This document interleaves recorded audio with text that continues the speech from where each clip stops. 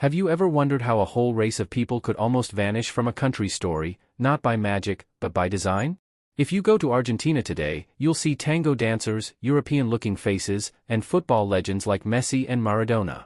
But what if I told you that Argentina once had a massive black population, one that shaped its music, food, and identity, only to be erased from history? This isn't just a mystery, it's one of the most deliberate cases of historical whitewashing in Latin America. Before I continue, kindly hit that subscribe button, like, and share this video with your loved ones. Thank you. Now, let's dive deep into how Argentina erased its black people from memory. The forgotten roots. When we think about the African diaspora in the Americas, countries like Brazil, the United States, and the Caribbean come to mind. But what most people don't know is that Argentina once had one of the largest African populations in South America. During the 17th and 18th centuries, Buenos Aires was a key hub in the transatlantic slave trade. Thousands of enslaved Africans were brought into the port to work in homes, on farms, in workshops, and even as soldiers. Historians estimate that by the early 1800s, up to one-third of Buenos Aires' population was black. That's right, around 30%. In some provinces, like Santiago del Estero and Córdoba, the number was even higher. Black Argentines weren't invisible then. They were part of every layer of society: musicians, craftsmen, street vendors, soldiers, and even leaders in local communities. Their dances, songs, and celebrations filled the streets of colonial Buenos Aires. The African drumbeats you hear in tango? That's their legacy. But something changed, something dark. Because within less than a century, a population that was once so visible disappeared from the census, from history books, and from Argentina's identity itself. The lie of a white nation. To understand what happened, you have to look at Argentina's obsession with becoming white. After independence in 1816, the new leaders wanted Argentina to look and feel modern, like Europe.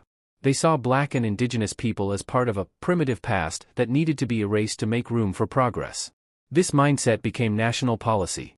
By the mid-1800s, the government openly encouraged European immigration, mainly from Italy and Spain. They wanted to whiten the country, literally. One influential figure, Argentine statesman Domingo Faustino Sarmiento, once wrote that civilization came from Europe and barbarism came from Africa and the Americas. That idea became deeply rooted in how Argentina built its national image. Soon, textbooks, art, and media began portraying Argentina as a European nation, sophisticated, white, and civilized. And in this story, there was no room for black people. They weren't just ignored, they were actively erased from the country's identity. War and death. But ideology wasn't the only reason the black population declined. Argentina sent thousands of its black men to fight in wars, and many never came back. During the War of Independence, 1810 to 1818, and the War of the Triple Alliance, 1864 to 1870, against Paraguay, black soldiers were placed in the most dangerous positions on the front lines. Many historians believe this wasn't by accident. It was a deliberate move to use the black population as cannon fodder. Thousands were killed in these wars, drastically reducing their numbers. At home, the black community was hit hard by disease and poverty. When yellow fever struck Buenos Aires in 1871, it devastated the city's poorer neighborhoods, and those areas were mostly black. Entire families and communities were wiped out. By the end of the 19th century, the black population had plummeted. But the real erasure was yet to come.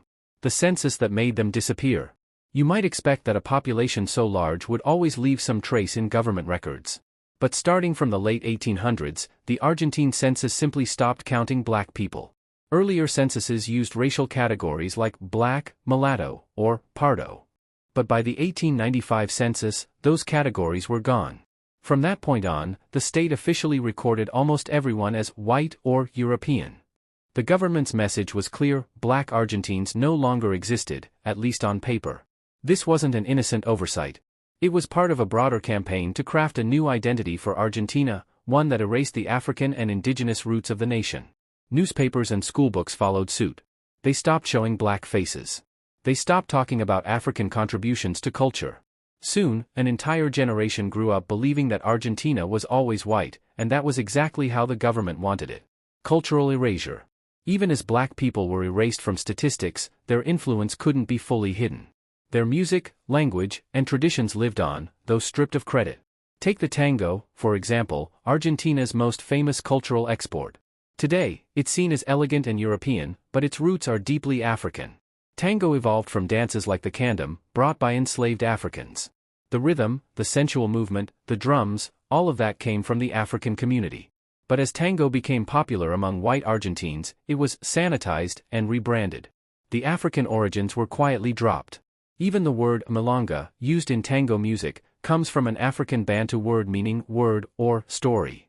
Black Argentines gave Argentina some of its most iconic cultural traditions, and then were written out of their own story. The myth of disappearance. By the 20th century, Argentina had successfully built the image of a white European nation at the tip of South America. That myth became so powerful that even today, many Argentines believe their country never had black people. This is one of the greatest national lies ever told. But it's not just about numbers, it's about visibility. When your culture, your face, and your history are erased from the national imagination, it's as if you were never there. That's what happened to black Argentines. Those who survived blended into society, sometimes identifying as brown, mestizo, or criollo to avoid discrimination. Generations grew up denying or hiding their African roots because Argentina had taught them that blackness didn't belong there. This silence was passed down. Families stopped talking about their ancestry. Schools didn't teach it. And a whole history faded into the shadows. A hidden legacy. Yet, even if erased, history always leaves traces. In recent decades, scholars and activists have started digging into Argentina's forgotten black heritage, and what they've found is remarkable. From the colonial period to modern times, black Argentines played crucial roles in shaping the country. They were soldiers in the wars of independence. They were musicians, writers, and activists. And many Argentine families today have African ancestry without even realizing it. Cities like Buenos Aires, Córdoba, and Santiago del Estero still have Afro-Argentine communities, small but proud. Festivals like San Baltasar in Corrientes and Candom parades in Buenos Aires keep African traditions alive, even after centuries of erasure. In 2010, for the first time in over a century, Argentina's national census included an option to identify as Afro-descendant. It was a small but powerful step, a way of saying, we're still here. Thousands checked that box.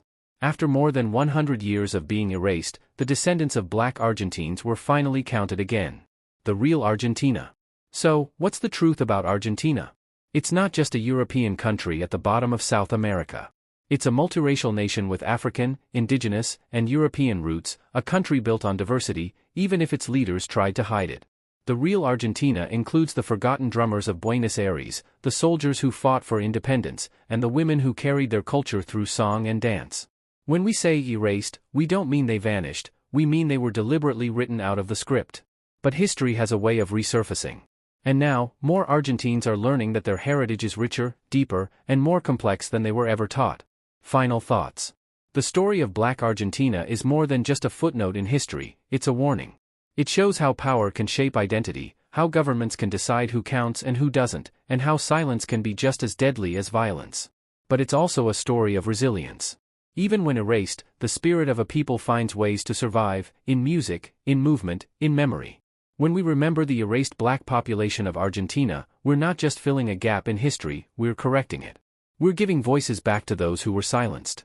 So the next time someone says there were no black people in Argentina, you'll know the truth. They were there all along. And now, their story is finally being told.